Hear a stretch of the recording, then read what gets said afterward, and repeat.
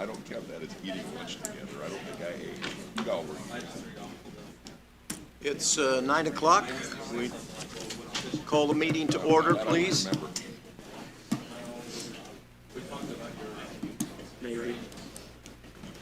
Dave. I was going to introduce you to the blind team.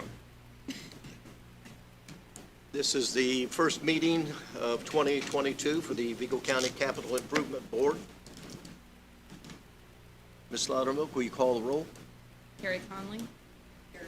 Emily Crapo. Dave Patterson. Here. John Marble. Here. Chris Schweitzer. Here. Steve Witt. Present, but the mayor.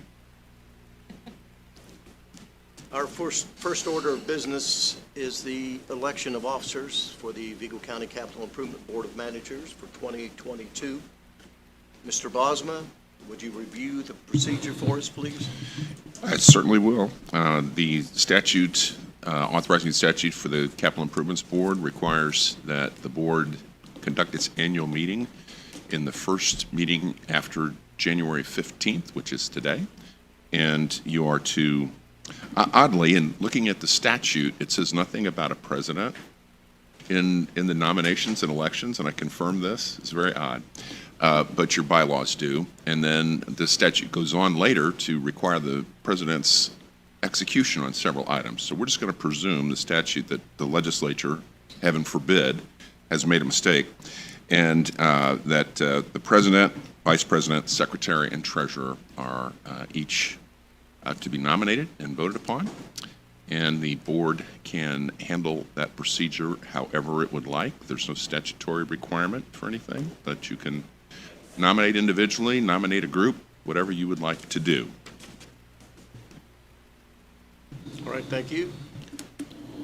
Chair will now open the floor for nominations for president of the Vigo County Capital Improvement Board of Managers, please. Mr. President, I'd like to make a motion that we keep all the officers the same with one exception. I'd like to nominate Emily Morris as secretary to replace myself. So that would be John Marvel's president, Duke Bennett vice president, Emily Morris secretary, and Chris Schweitzer treasurer.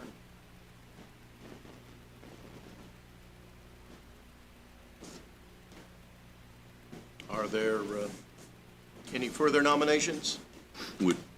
That motion would require a second Okay. to be recognized. Is there a second? I'll second. All right. Terry Conley has seconded Steve Witt's nomination to keep chairs as they are, except for the secretary. And then, Mr. President, I'd just ask if there were any other nominations before you take a vote on that. Are there any other nominations? Hearing none. Ms. Loudermilk, will you call the roll? Aye. Aye. Aye. Aye. Chris Schweitzer. Aye.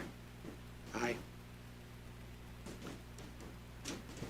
All right.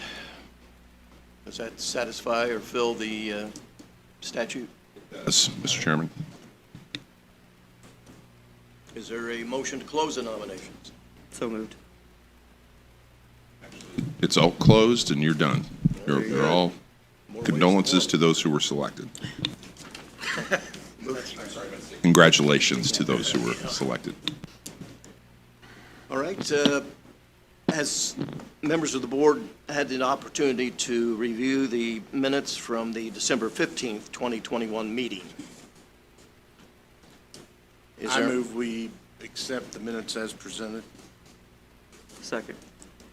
The motion has been made and seconded to approve the minutes from the meeting of December 15th, 2021.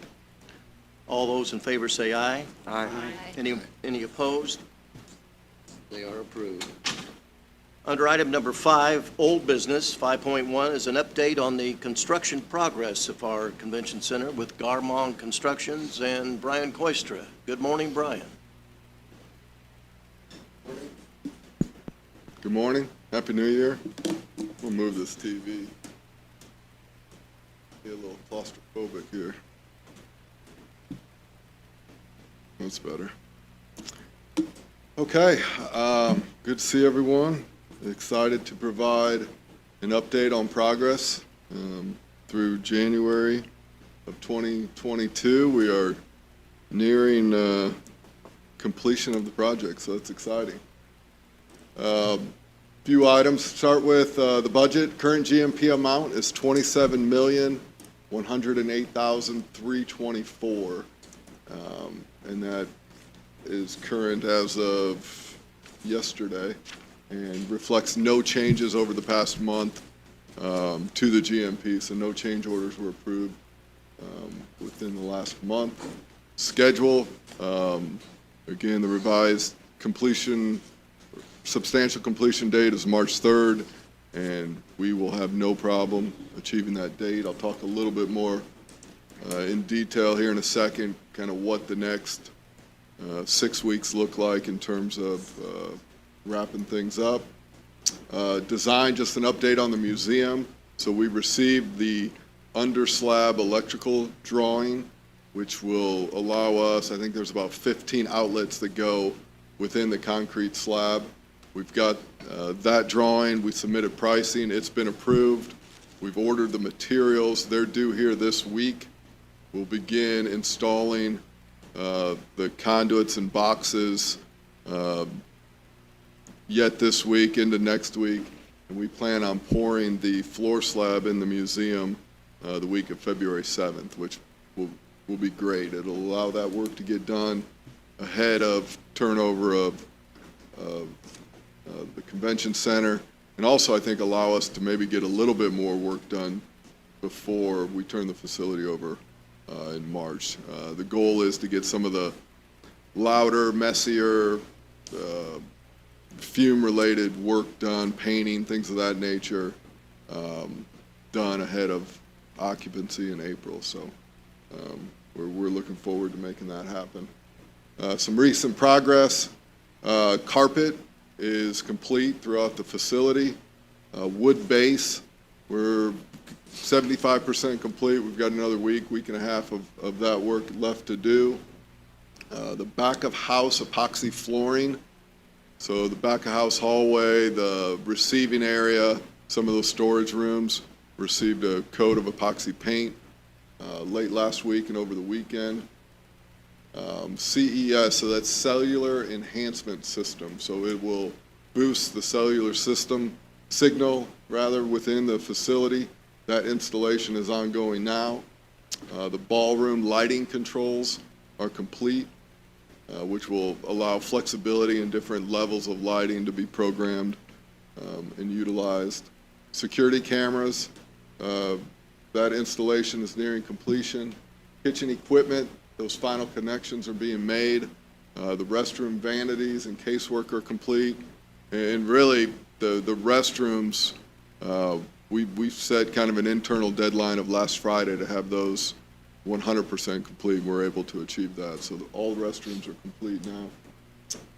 Doors and hardware are nearing completion, and the monumental stair and handrail system are also complete throughout the facility. The parking garage, you'll remember some security cameras were added. That installation is underway. The rooftop elevator enclosure, which again was added, that work is nearing completion. We're waiting on one door, which will be here in a few weeks. I'll show you a picture of that. Doors and hardware have been installed, and code-related signage has been installed in the parking garage. Some upcoming work here in the next month. Touch-up paint is underway, complete the wood base, finalize doors and hardware. We'll go through a pretty thorough systems check, so fire alarm, sprinkler system, access control, cellular system, all of that work will be kind of put to the test and signed off on and ensure that it's working properly. Kitchen equipment, the vendor will come on site and start up all of that equipment here in the next month. The connector to the Hilton Garden Inn, that area is painted. Ceiling grid will be completed and flooring will be installed. And then elevator startup and permit inspection. We're shooting for that, I think, the first week of February to get the elevators started up. Parking garage We're waiting on parking equipment installation to begin, and as I mentioned, elevator startup and permit inspection there. Really, the only area of concern right now is site work, some site concrete that remains to be poured. There's really two areas, the plaza area outside of the parking garage, and then the area along the connector along Wabash Avenue. Both of those are weather dependent. We're out there working today. I don't foresee a problem. We just got to catch a couple weeks worth of above freezing temperatures to get that work finished up, and I'm confident we'll be able to find that. If worse comes to worse, that work might extend into March. But again, the facility's not opening until April, so hopefully we catch a little warm spell here and we can get the remaining concrete work completed. I added a slide today just to kind of walk you through the closeout activities. So as we bring the project to completion, I've kind of detailed what some of those activities will look like. So final cleaning, we're bringing in a final or a cleaning crew. They will start on January 31st, wiping down all surfaces, sweeping carpet, wiping out light fixtures, all of those types of things will begin later this month. Garmon will perform its own punch list, so we'll go through, inspect the entire facility, make note of areas that need improvement or items replaced, and we will have that list done and completed by February 11th. Then the following Monday, we'll bring CSO, the architect, in, and they will perform their own punch list to identify any deficiencies, and then that'll allow us time to get that work completed by the end of February. Owner training, so that's part of one of our requirements is to train the owner, in this case Spectra, on all the different systems, how to operate the operable partitions, operate the sliding doors, fire alarm system, heating and cooling systems. We'll walk them through, have formal training with the vendors with that, and we'll also, one thing we like to do is videotape it and then provide that to the owner. So as people come and go, they can use that as a training tool for new employees or as a refresher. We will submit closeout documents, which consist of just really a summary of all the shop drawings, as-built drawings, all the documentation for the project, along with attic stock materials. So attic stock materials include things like carpet, ceiling tile, paint. We're required to provide a certain percentage of each one of those materials to the owner at the end of a project, for replacement down the road, and we'll transmit that. We'll store it in one location, label it so it's easy to find down the road. We plan on having that all finalized by February 25th. We will work with the city engineer's office and schedule a certificate of occupancy inspection where the local inspector, along with the fire chief or their designated individual, will come, walk the facility, and we'll receive a certificate of occupancy, which really is what triggers the facility to be able to be used for its intended purposes. And then finally, achieve substantial completion and turn the facility over on March 3rd. So that's what the next 6 weeks or so look like. Photos, again, webcam photo, front of the building along Wabash. Another shot of the main entrance and the museum. Photo, a little bit closer photo along Wabash Avenue, looking inside of the pre-function area. This is the area between what will be the museum and the Copper Bar, leading north towards the parking garage. You can see some site furnishings, trash cans. Just beyond that is a bike rack. Those types of materials were installed over the previous month. This is the west elevation of the building, the loading dock area. It's coming along. We're Double B Fence is installing the gates on the dumpster enclosures this week, which will finish up some of that work back there. This is a shot of the ballroom. See carpets in, ceiling tile, chandeliers, a lot of work taking place in there. Pre-function area, you can see the wood base. The bottom of the wall has been installed. This is, as soon as you walk in the front door, the monumental stair. See that work is complete. The cable, stainless steel cable railings are in. A little bit closer shot of that. These are the charging stations, which are in kind of a couple nooks on the first floor and the second floor, which will have areas for, patrons to charge their phone, take a phone call, things of that nature. This is a shot of not necessarily the light fixture, but just beyond that, the operable panel partitions, which separate the space really from one large space down to potentially 6 smaller spaces, so you can get an idea of what those panels look like. This picture doesn't do it justice. Those doors are 12 foot tall, which I believe are the tallest doors in Vigo County.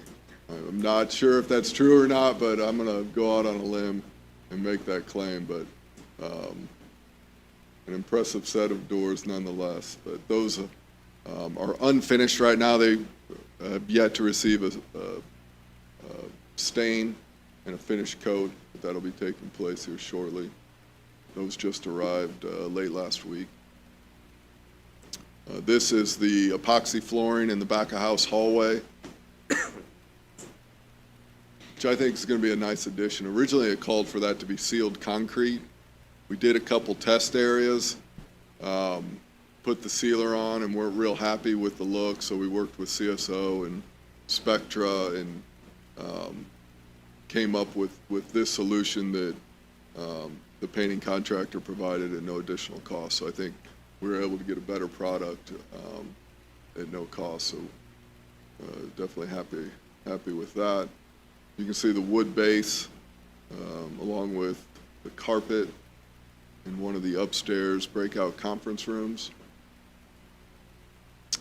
This is one of 2 catenary light fixtures that hang in the area between the Copper Bar and the Convention Center. Neat feature. I drove by the other night and they were lit up. Provides a good lighting and a neat look in that area. Stainless steel handrails have been installed at the front entrance. This is a shot from the parking garage, looking at the backside of the Convention Center. Kind of looking towards Cherry here. The area where you see the gravel is one of the 2 remaining areas yet to receive concrete, and they're working in that area today. So again, I don't mention that to raise any alarm. I'm confident we're going to be able to get it in, but I just want to make everybody aware that is somewhat weather dependent. This is the main entrance to the parking garage. All that concrete's installed, sod is down, really just awaiting signage in this area. Another shot of the parking garage from 9th Street. Again, another shot kind of behind the Copper Bar area. The dumpster enclosure, those are the gates I was referring to that are going to be installed this week. Looks like I'm trying to show off footprints in the sand, but that's not the case. These are pavers that are being installed kind of at the back door of the Convention Center leading to the parking garage. That work should be completed today, I believe. These are the elevators in the parking garage lobby. This is a shot of the rooftop of the parking garage. Kind of the area in the middle is the enclosure that we added to enclose the elevators in that area. Really at the requirement of the elevator provider. They required that that space be in a temperature-controlled area. So that work is all done. You see the plywood door there. That is the door we're waiting on. We anticipate it coming towards the end of February. So that enclosure, if you go inside of that, this is what you see here. The two elevators, that's drywalled with a painted roof structure above. This is a shot of the connector. So you're kind of looking down Wabash to the west towards the main entrance of the Hilton Garden Inn. Really pleased with the way that turned out. I mean, if you look at that, it looks like it's kind of always been a part of that building, which can sometimes be somewhat of a challenge when you add a feature like that to a building. It kind of looks like an afterthought, but I think they did a really good job of tying that into the existing facility. This is a shot on the inside of the connector. You can see ceiling grids in, really just carpet and baits yet to do in that area. And be happy to take questions, Terry. About 3 pictures back, the connector, is that where you're, there you go. Is that where you're also waiting on funds? It is, yep. So that area and by the parking garage. And again, I think we need about 2 weeks worth of work to get that done, and we've got 6 weeks to make that happen. So I think we'll be fine. And like I said, if worst comes to worst, really the month of March is Spectra receiving all of their deliveries and getting things ready. And there's no doubt we could find a week or two in March to get the work done. So, but ideally, I want to be 100% complete by March 3rd, and that's the goal. But, you know, if we come along a deep freeze, it could extend, but I don't anticipate that. Signage on the front of the building, when do you expect that? I would defer to Todd, but I think mid-February is what I've heard is their current target date. Todd might have more accurate information, but I think that's the last we had heard. And I think parking garage equipment is probably right around that same time. So mid-February, I would anticipate that signage, but Todd could provide probably better information on that. Any other questions? All right, thank you. Thanks. Thank you. Item number 5.2 under old business, an update on the convention center management. Spectra and Tennille. Good morning. So I gave everyone a packet, so I'll start providing more of a formal layout for an update, and I'll email that to you in advance next time. But I'll just start with like basically just a couple highlights on grand opening. So the date is set for our public opening to be Saturday, April 9th. The hours will be 10 a.m. to 1 p.m. Our ribbon cutting will take place approximately 10 a.m. We'll have some other items that will go along with the ribbon cutting, some ceremonial things that we're just kind of planning out still. But inside the building, we plan on having a small business expo so that we can show what part of the ballroom will look like as a trade show set, and then another part of the room with banquet rounds, with decor, so that when folks come through the building, they could visualize what an actual event would look like in that large space. So we'll have sample room setups throughout the building. There will be food sampling. We plan on having lots of activities for the kids. And then there's going to be more details to come, but we're connecting with the community and trying to see, what all we can bring in to, not just make it about the convention center, but bring in more activities and stuff like incorporating the Children's Museum and that, so that we can really kind of show off what we can do downtown. Looking at operations, our Director of Operations, Brady Kearns, we recently sent him to the Owensboro Convention Center for a few days, so he was able to train with their Director of Events, specifically to spend time with them, understanding their administrative procedures, how they're doing their room sets, what some of their policies and procedures are, going through labor allocations, maintenance schedules, capital plans, things like that, so that he can have a better understanding of the things that we will be doing here in our facility, and then we can use some best practices from some of our other venues to incorporate here with what works with our building. We did complete the Duke Energy rebate application, so that has been signed and submitted, so hopefully there will be some funds coming back to the CIB on that.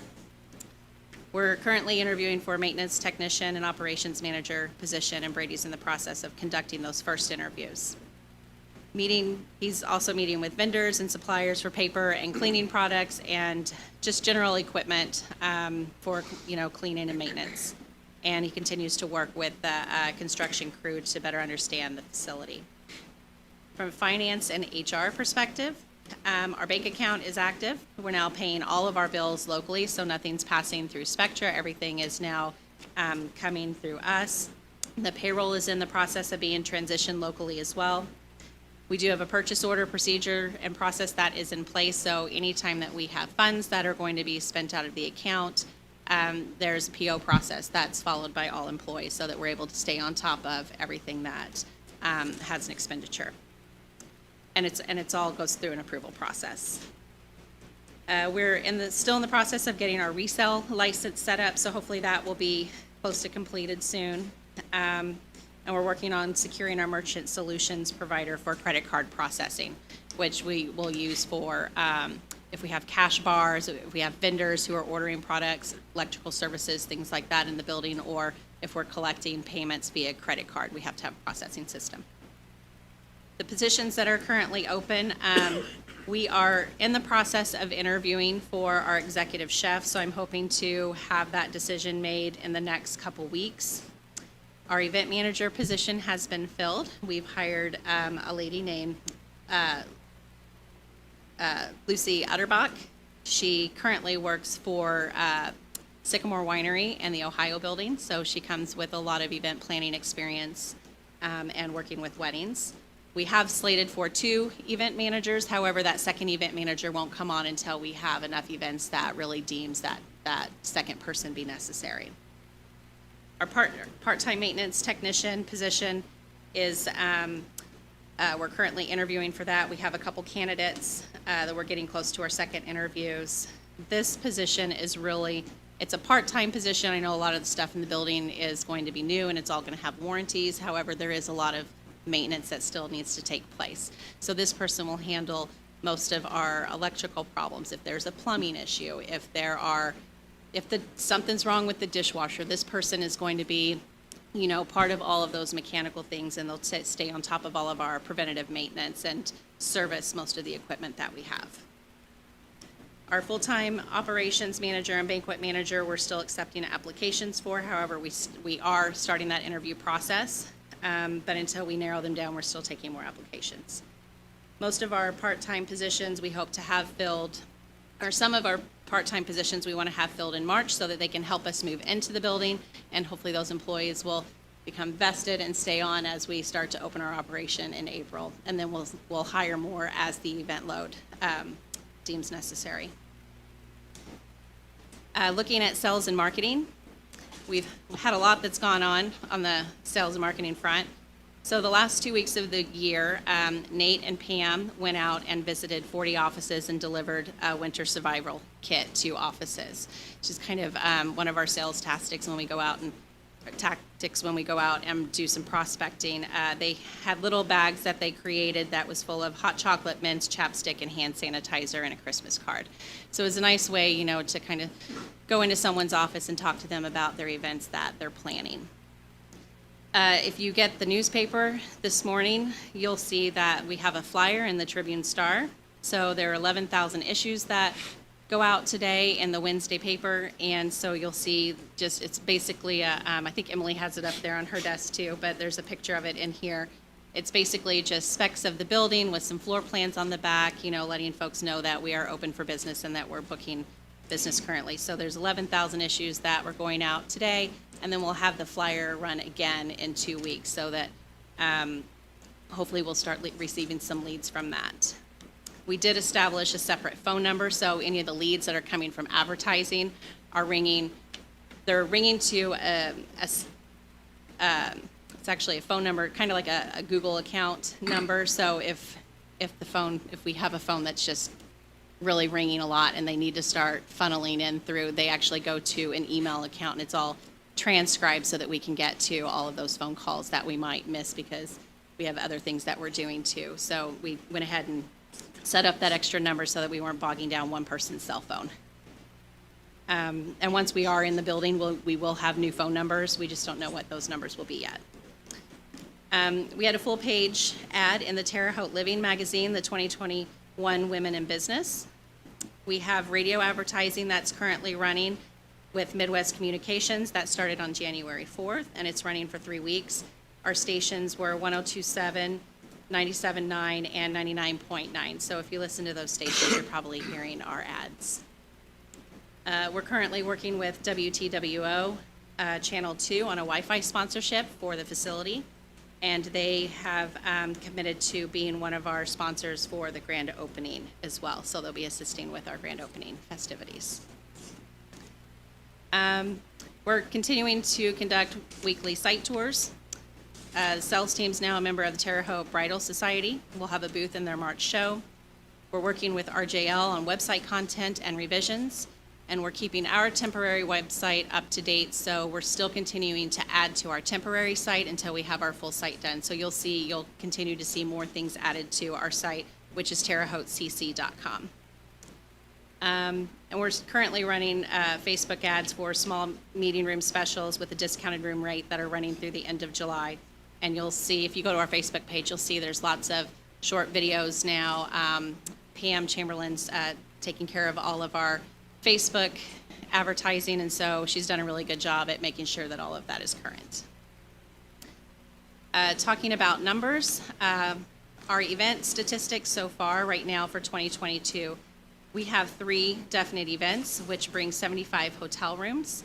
Gross revenue is about $33,000. And in tentative business, which means that we have proposals that are out there, we have 16 events, which bring 340 room nights and gross revenue totaling $121,000. Looking at 2023, we have 2 definite contracts totaling 180 room nights and bringing little more than $45,000 in revenue. And then tentative business, we've got 5 proposals out with 30 hotel room nights and almost $63,000 in gross revenue. So our total funnel, including our definite business and what is tentative, is about $263,000. Some of our more high-profile events that I can speak to that we have booked are the Swope Art Museum, which will be taking place May 1st. They'll have their 80th anniversary with us. We've booked the Beekeepers of Indiana, which will be in October of 2022, and then the Professional Firefighters Union of Indiana will be in May of 2023.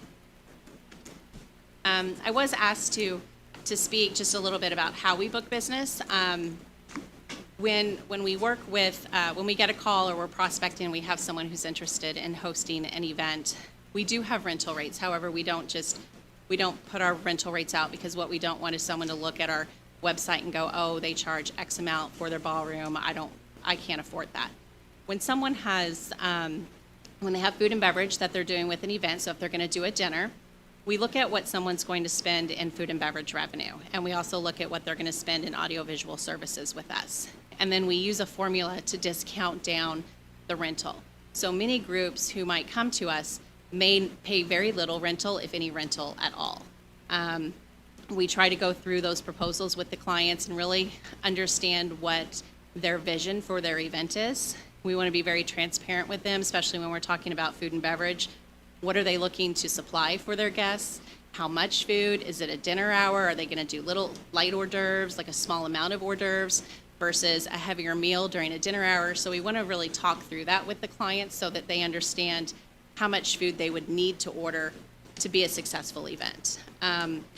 So we look at all of those things and we try to be very transparent with what the cost would be. When we do send a proposal to a client, we hope that they come back to us, and we are following up with them to make sure that, hey, do you understand, what the proposal is? Let's talk through this. But, being part of a board member or being, influential within the community, a lot of times you might get folks that will come back and say, hey, how can you help me? If you want, send those clients back to me. I'm happy to talk through proposals with them, and we want that opportunity to really talk through their event needs so that if someone comes to us and says, hey, I have a budget and this is what I need to fit into, we can make recommendations and back into those numbers. We just need to know what those are, and so we're happy to talk through those things. If we have someone who's looking at booking an event 3 months out, we have more opportunity to discount because we probably need to fill the space. If it's an event that's a year out, we have 12 months to fill the space. So you're probably not going to get quite as much of a discount, but you're still going to get a discount based on the other services that you're doing in the facility. So we try to look at the overall package of events. So if there are ever any questions when it comes to booking business, please let me know, or if you know anyone who is looking at booking, if they have questions or things like that, I'm more than happy to take their calls and really explain, processes, or go back to the drawing board. And, if we need to sharpen our pencil, we're always willing to do that. We always just want that feedback from clients so that we can see how can we get where they need to be. Have any questions? Tennille, how do the rental rates for the convention center compare to the other venues in Terre Haute? So when I was going through rental rates, I pulled up where our other venues are.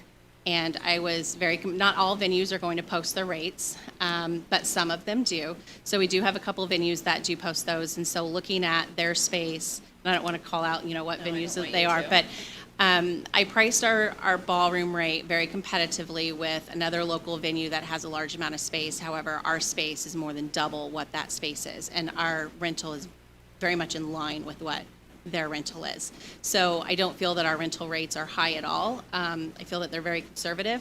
Our meeting rooms are priced very conservatively.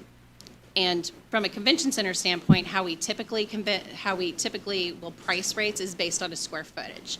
So usually you go anywhere from 25 cents to 50 cents a square foot when you're looking at large space or small space. So our smaller meeting rooms are probably priced a little bit more at a 50 cent per square foot, just to kind of give an average of what something would be priced at. Does that make sense? Okay. Any other questions? I wanted to make mention of the work that you have been doing, Tennille, and a lot of times,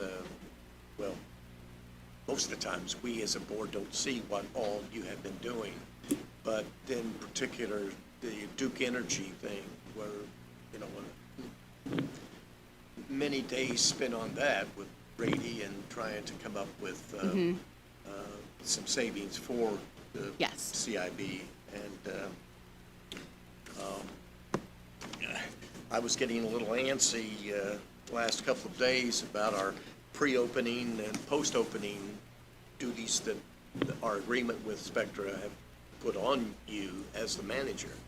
And Brian and I worked on it yesterday, and you're well ahead of us in what you've been doing. So I just want to compliment you on that. Also, our liquor permit will be what, the 24th or the 28th on there? 28th. I'll go over that when we get to legal matters. Okay.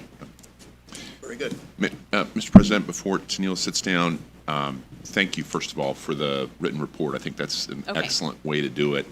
If there are additional items or alternatives in the presentation that the board would like, I'd suggest that you can transmit those to me or transmit them directly to Tennille. And I think that's a really good practice to have I think that'll eliminate the email that I sent yesterday. Where's this? Where's this? Where's this? Where's this? Where's this? So, That's okay. I have it yeah. all in my mind. But you and did a we're great trying job. To, like, make sure that we hit deadlines on things.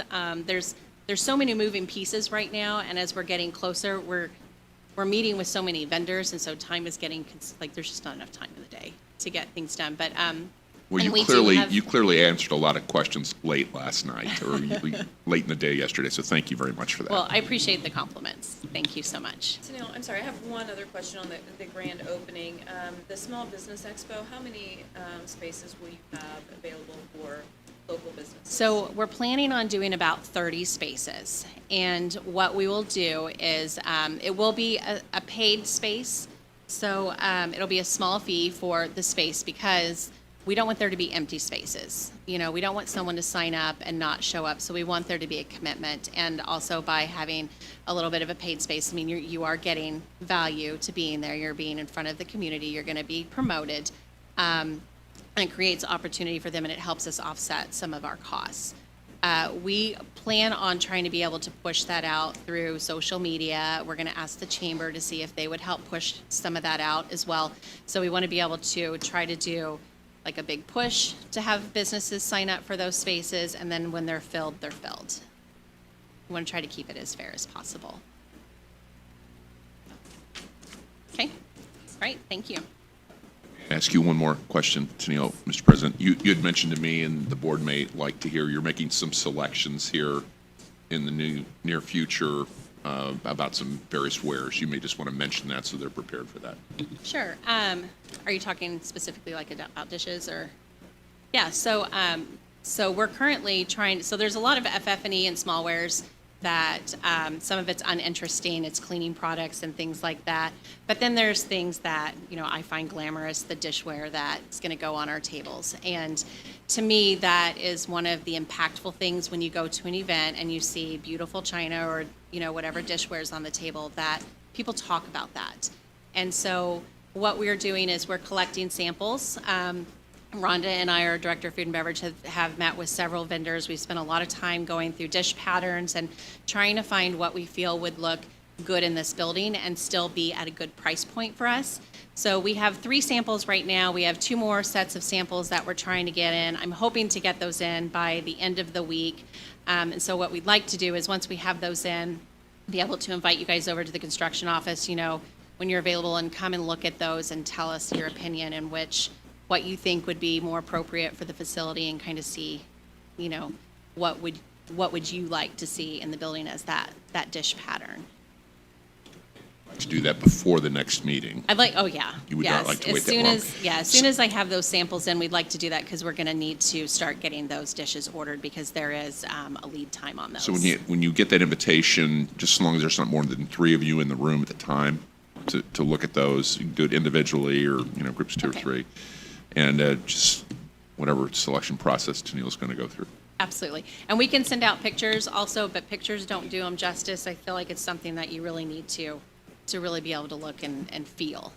But kind of a fun thing. Okay. Thank you. Any more questions from the board? Thanks, Tenille. Item 5.3 on our under old business, an update on the project budget with Jason Simler of Baker Tilly. Morning, Jason. Morning. You should have received a monthly copy of the comparison of budget to actual expenses, and not really as much has changed, except as heard from earlier this morning, a lot is going on with the construction, so we are spending money from the budget. Really, the only change as far as the current contract costs, nothing's changed in the total. The only thing that I changed, if you look at the very bottom of the page, that plaza lighting, this is kind of below the budget line item. We had a budget of $25,000. The actual expense came in at the $17,825 there. So that's really the only change under that current contract cost. So again, the total budget of $34,891,000 based upon current costs. There in the middle, we're looking at $34,741,000, which still leaves that $149,000 of unallocated expenses. And the end is we've just been keeping the kind of items outside the budget down below. And then as you can see on the far right column, just looking at the total project costs of the budget amount, there's about $6,250,000 left of expenses to be paid based upon current estimates.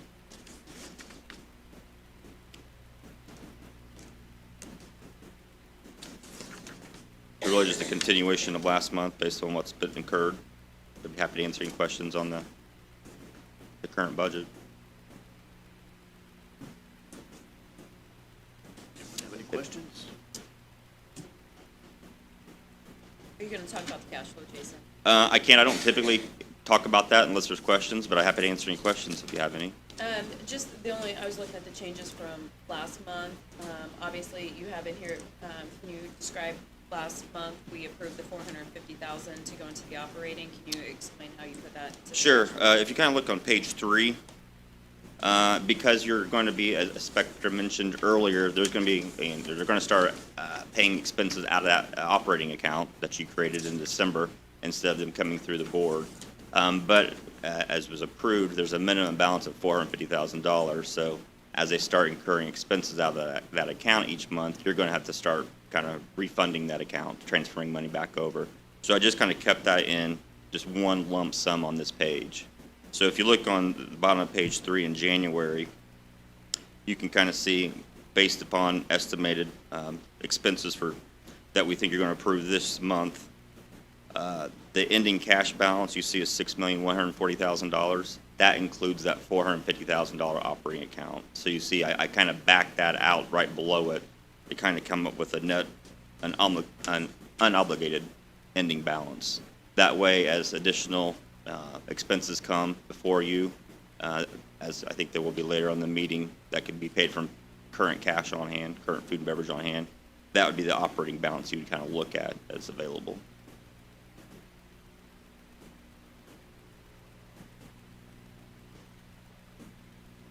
So if you kind of look in the middle of the page that says the Spectre pre-operating cost, you see the $48,600. That's what we're estimating to be paid out of January. Typically, that would be just paid from your food and beverage account.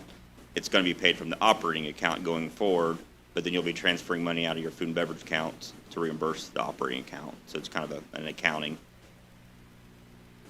credits and debits, but we just try to include it all in one page to make it simple.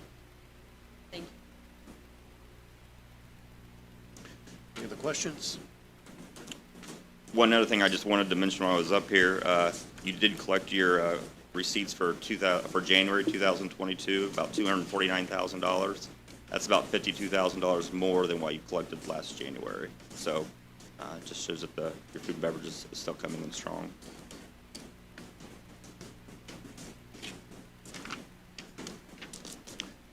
All right, thank you. Thanks. Still under old business, 5.4, an update on equipment purchases with the Nations Group and Todd Schaefer. Whoop. Good morning, Mr. President. Good morning. Members of the board. I'm John Rollins with Nations Group, giving an update on equipment. Our food service equipment has all been delivered to the site. As Brian said with Garmong, that they are doing the connections for the gas and electric, and then from that we'll be testing on all that equipment, and then following a demonstration on how to use it all. Our furniture is all been purchased and ready to be delivered, so we're just now coordinating the delivery schedule with Garmong. And for the building signage, the exterior signage package is complete, has been signed off on. ISF Signs is now fabricating those signs and will begin installation in the middle of February. And our parking garage equipment is all ready to go. It is now in Columbus, just waiting for delivery, which is scheduled for mid-February, along with the installation. That is it for the equipment update, if you all have any questions.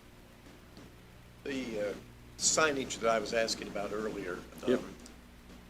what I was asking about in particular there was on the front of the building where it says Terre Convention Center. Is that lighted? That is, yes, internally illuminated. And they're installing the brackets this week. That sign we're trying to get out there sooner so it's visible from all the traffic on Wabash. So that should be here in the first or second week of February. next couple weeks. LED sign, is it still in middle of February? Yes.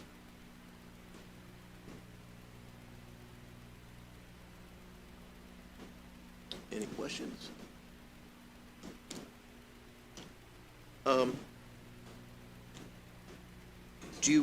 We've got, well, I guess we can get into it in the resolutions on the bills here. Yes, but you can certainly go ahead and describe those now as well, either way. Change request number 120, number 72, and 114. I actually don't have those off the top of my head. I think they're 115 and 120 is what they are. So, and is that a Todd item? Proceed back there. We could do them when the resolutions happen too. That'll work. So it's 115 and 120. Okay. Thank you. Thank you. All right, 5.5, under old business, update on legal matters. Thank you, Brian Mr. Boswell. President. I'll step through the items that you'll be acting on here under new business and then give you an update on some other things.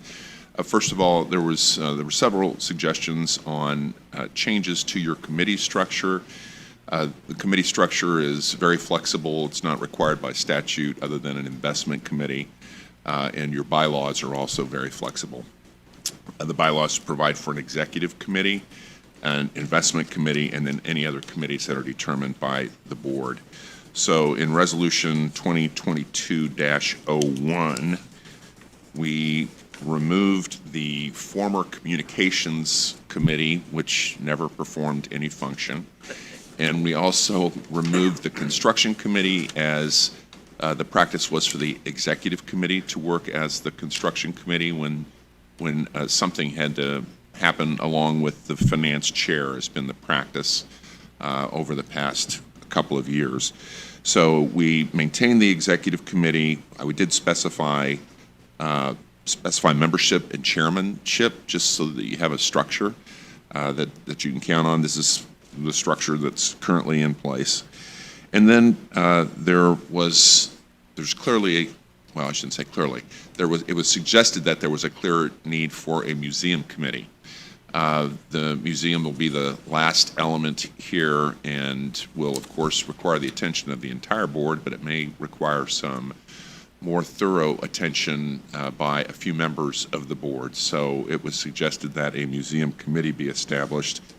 It'll have 3 members, and the chair is not, it will be appointed by the president. So if you're interested in that, be sure to let the president know. The other one that was suggested by the president, actually, was a new projects committee. Apparently, there have been members of the public, and not just members of the public, but elected officials also, that have approached individuals in the CIB about additional capital improvement projects or investments in projects. Depending on the nature of those projects, that may or may not be within your statutory charge.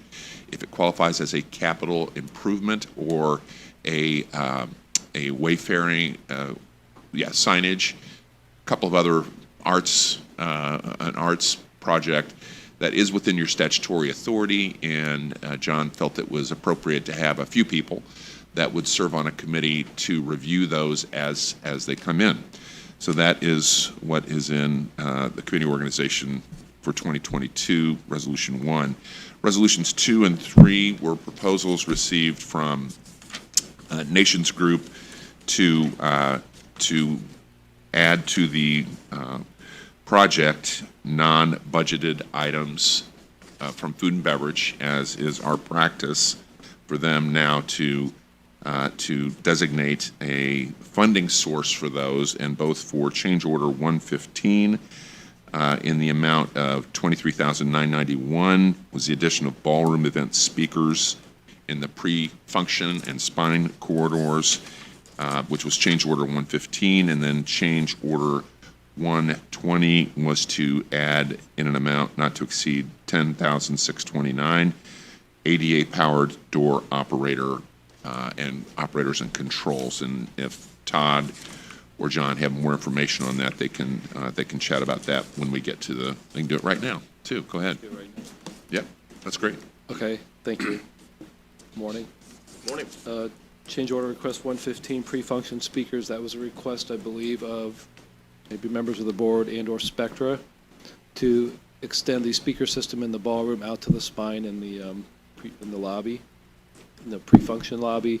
If there are vendors out there, people out there that need to step out of the ballroom, but they can still hear what's going on in the ballroom, that was the request to extend that speaker system out there with separate volume control, so those can be turned off if needed, if they don't want that to happen, if there's not something adjacent there that needs to occur. This does not extend into the museum space, but the museum space has capability to accept the feed from that, and that will be, if this is approved, that will extend that, the wire to the museum space under the museum budget, so that is not part of this. To activate the museum space, it will be part of the museum budget. So this was a request to extend speaker audio outside of the ballroom for your review. And then number 120, Spectra did a good job going through the function of the building as the, instead of just the operator, as a visitor and someone who's would be visiting there for the first time or infrequently. And part of that was the accessibility for people who may have physical or visual challenges accessing all parts of the building. And they noticed there was a door that at the end of the Hilton Garden Inn connector that goes into the pre-function area of the convention center that was closed. I believe it's a fire-rated door. You had to open to get in and out with a handle. Is between another set of doors, and thought someone perhaps with some limiting physical abilities or in a wheelchair, that'd be difficult for them by themselves to do that. So they wanted to look at the cost to add a push button, similar to you see in other buildings. At a door, you have a blue push button on the door. Hit the button, the door automatically opens, stays open for a fixed amount of time, and then closes behind them. So that was a request to make that accessible for people back and forth from the Hilton Garden Inn to the convention center, or someone that just wants to maybe walk to the Hilton Garden Inn just to explore from the convention center for future stay. So that was the reason for that request. Okay, thank you. You're welcome. Update on a couple of other items is the president indicated the hearing on your local alcoholic beverage permit will be held on February 28th, I believe in this room, according to Cheryl. And Mr. Kowalski is prepared for that and is working with Tennille as a representative of the operator and the president as representative of the owner and the permittee to get that in process. Tennille has a very subtle orange notice sign that will be posted at the convention center entrance. By law, it has to happen through the date of the hearing. So Doug's got all those things squared away, and it should be not an issue. You're welcome to attend if you'd like. We are still working on the amendment to the management agreement. Tennille, Dave and Tennille at Spectra are a delight to work with. The legal team was a little slower. And of course, they have a lot of responsibilities nationally, I'm sure. So they are taking a look at the draft that we put together. We actually have identified 2 additional items to add to that, which may delay its approval by their legal department as well. One is fairly mundane. I looked back through all the insurance requirements and had shared with Tennille the need for a certificate of insurance prior to opening. That was fine. It occurred to us we also need dram shop or alcohol beverage liability, premises liability coverage on that. That's not included in our original operator agreement, so we'll probably have to add that to the amendment. Now, there's one that's a little bit more substantive. So in the original management agreement, Spectra has the opportunity for 2 different incentives in addition to their fees and reimbursement of their costs. One is a subjective financial incentive, and that is up to, I think, $25,000 that the board will determine whether they should receive or not. based on customer satisfaction. There'll be surveys, it'll be based on surveys, that type of thing. The one that may be a little bit more substantial is the percentage of revenues exclusive of food and beverage that exceed a benchmark amount. Okay? You set a benchmark amount for revenues of the convention center exclusive of food and beverage, and their original agreement says that Spectra will receive 20% of the amount that exceeds the benchmark. We could not determine, based on pro formas that didn't really exist, what the benchmark ought to be. So when we drafted the agreement a year ago, or settled on the agreement a year ago, we said, we know it'll all be clear 120 days before opening. Well, it's no more clear. So the agreement currently says in Exhibit B that we'll come to an agreement, and if not, we'll, what the benchmark number should be 120 days before opening. And if we don't have agreement, we'll select a third party to select it. Well, we agree, Spectra, and we agree that that's probably not a good idea at this point. So that management agreement will again kick the can down the road and say that, first of all, they're not eligible for this during the stub year. That's this year. The first year that Spectra is eligible for this performance incentive agreement is 2023. So we anticipate that the management agreement amendment will kick the can down the road and say that we hope to have that settled prior to the end of the year. Then we'll have 6 or so months of operating data that will at least give us some glide path as to what a reasonable estimate for the benchmark will be. So hopefully, again, we'll have those two next month, sort of out of both of our hands, as anything that's a legally binding document has to go to their corporate headquarters for review. With that, I'm happy to answer any questions. I think those are the principal items that are pending.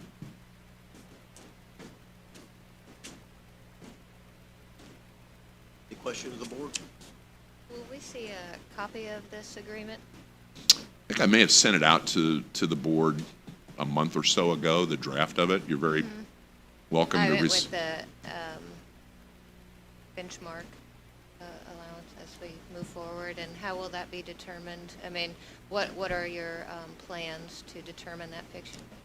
Well, hopefully we'll have 5 or 6 months of operating data beginning June 1 or May 1, whenever we open, and then I anticipate that the Exhibit B will be changed to say that we will try to come to an agreement on that amount for the benchmark prior to the end of the year. And of course, that would be something that we would bring to the CIB for approval. So now the goal is the end of the year to determine the Yes. figure? Okay. Yeah. Any other questions? I do these separately, is that correct? The 3 resolutions? Yes. Yes. All right. Resolution number 2022-01, which is the resolution of the Capital Improvement Board of Managers establishing committees for the year 2022. Do we need a roll call vote on these, Mr. Bosby? You don't have to. It's up to you. All right. All in favor, say aye. Aye. Anyone opposed? All right, 2022-01 is passed. Resolution 2022-02, which is for the Vigo County Capital Improvement Board approving the expenditure of Vigo County food and beverage tax funds for the Convention Center project. And in particular, this is for the ADA button? No, this is ballroom event speakers. Yes, $23,991 for speakers in the pre-function and spine corridors. All those in favor say aye. Aye. Aye. Anyone opposed? 2022-02 is passed. We'll just presume there was a motion and a second on that, too. So Yes. I think I heard Mr. Schweitzer make the motion, and I think I heard Mr. Patterson make a second. That sound right to you all? Yeah. Was there a second? Yeah. All right, good. And I take it that hasn't changed anybody's mind on voting. I know David's second is always a controversial issue. I should have selected someone else. Okay, Resolution 2022-03, which is approving the expenditure of Vigo County food and beverage tax funds for the Convention Center project. I'll make a motion. Motion has been made by Terry Correct. Conley. Is there a second? I'll second. Chris Schweitzer has seconded. All those in favor of 2022-03 say aye. Aye. Any opposed? So moved. If I can add one thing, your titles won't be right on these, but just go ahead and sign them if that's okay, and we'll be sure the titles are right next time with the change of secretary. Okay.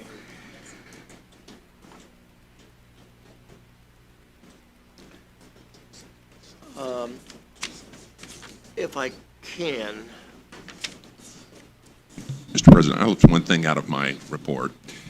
It was suggested to me by a member of the Terre Haute City Council that Spectra should reach out and offer a special tour to members of the City Council who are interested in this. Would that be all right, Tennille? They have funded a portion of the, it's pointed out to me that they have funded a portion of the facility and would like to be invited. We'll see.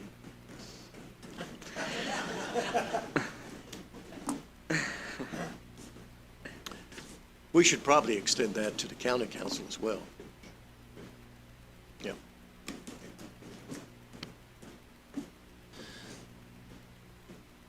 And the county commissioners.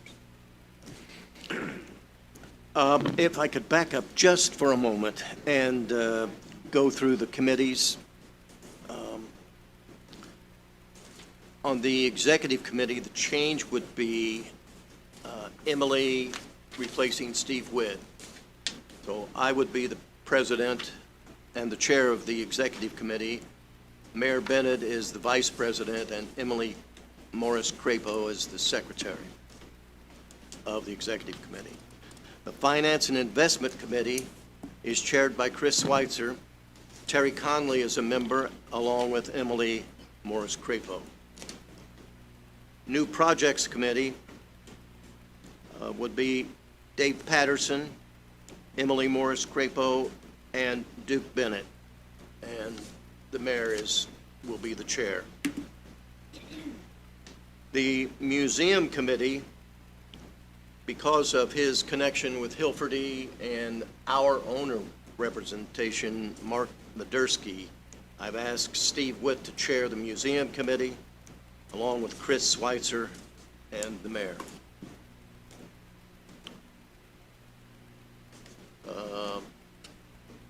Also, just for the record, our controller of the CIB is Jim Bramble, who is the county auditor. He's behind the TV. Good. All right. Mr. President, can I make a suggestion? Certainly. There's no real limitation on the number of persons that are on a committee, except for the executive committee. I know one member has expressed interest in some experience in the museum arena, and it was Ms. Conley. Just might suggest that you think about adding one member. Absolutely. I agree. Okay.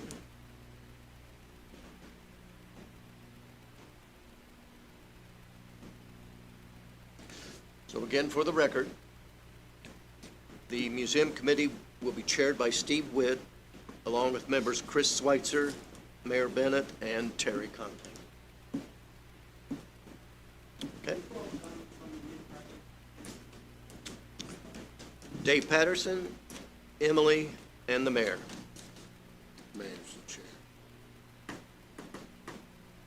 Mayor's the chair. Yes, with the mayor's chair.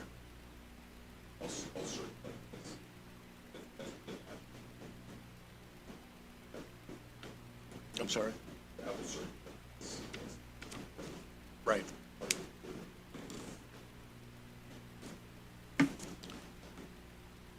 Are there, since Mr. Bosma has said what he, about adding members to any of the committees, does anybody else on the board want to serve a committee that I haven't asked? All right. That's the committees for 2022. Item number 7.1, any questions or comments from the board members?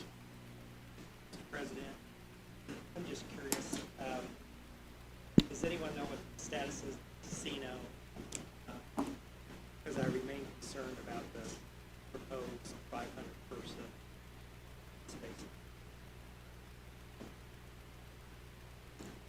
No, we haven't spoke to Churchill in probably, 5 weeks, Brendan? 4 or 5 weeks, so no communication at this point.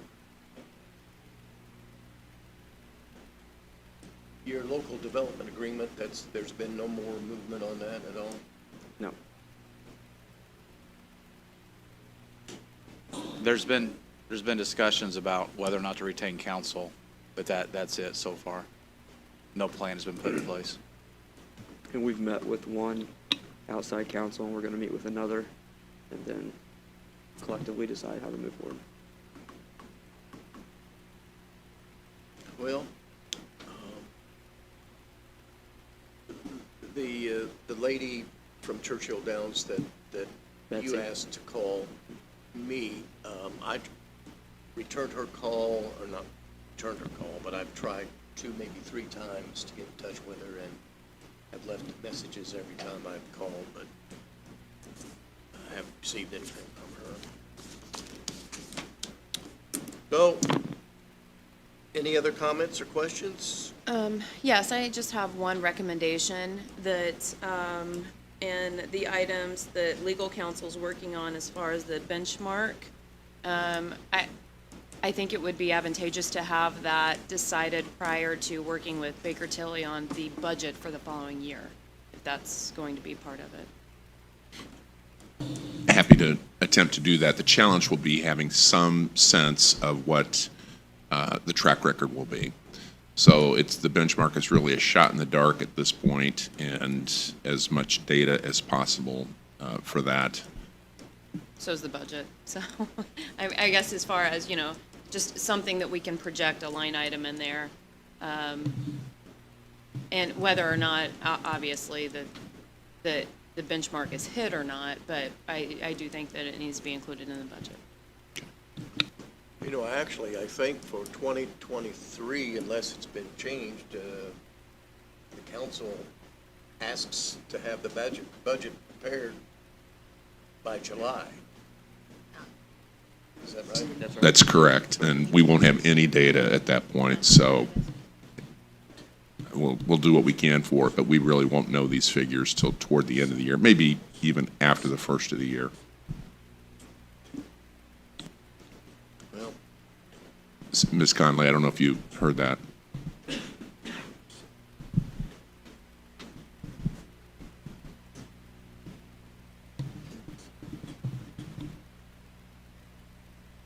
Terry, I was responding to you, I'm sorry. So the budget will be submitted by this board in July. Correct.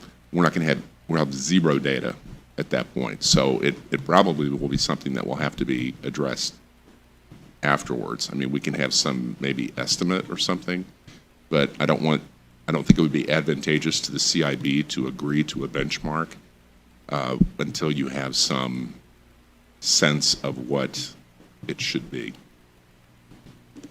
if that makes sense. and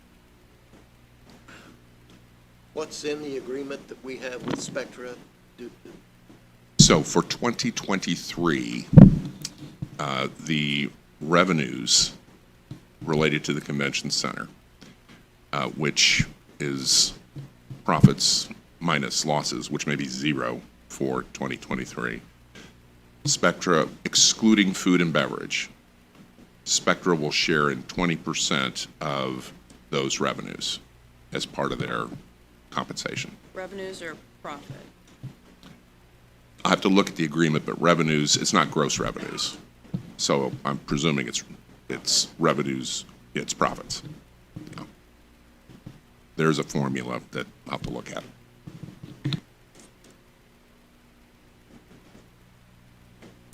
All right. I'm sure Chris will work closely with you, Brian, and the other two commissioners, certainly.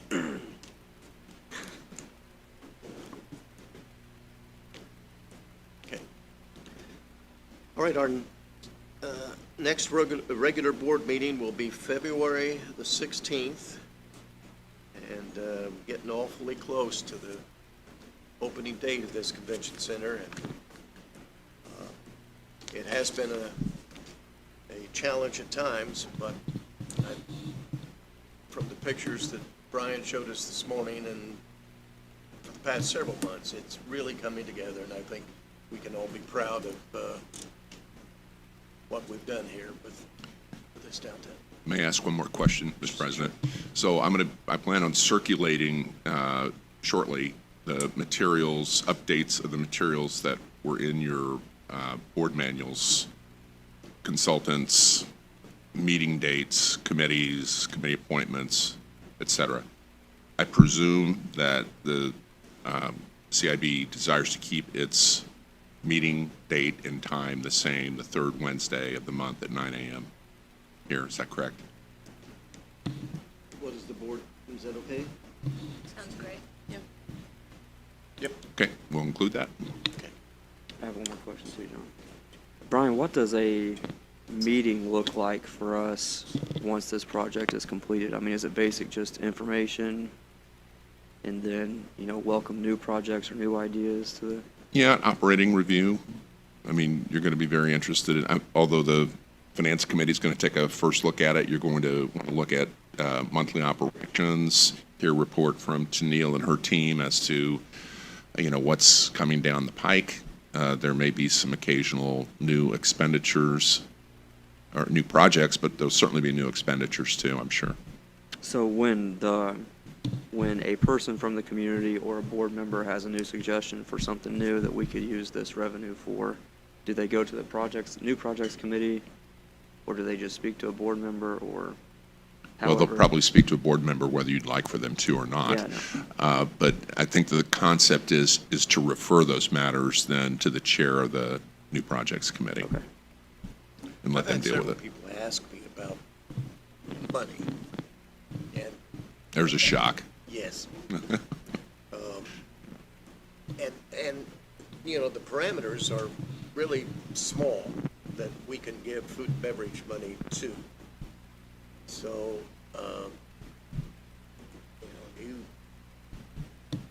It's primarily what you own or operate. So you can't just invest in somebody else's capital improvement, although if it was another public entity, you could do so, I think, with an properly constructed interlocal agreement. But it's pretty much so what you own and or operate, wayfinding signage and certain arts projects. That's about it. all right, well, any other comments or questions? Hearing none, we're adjourned.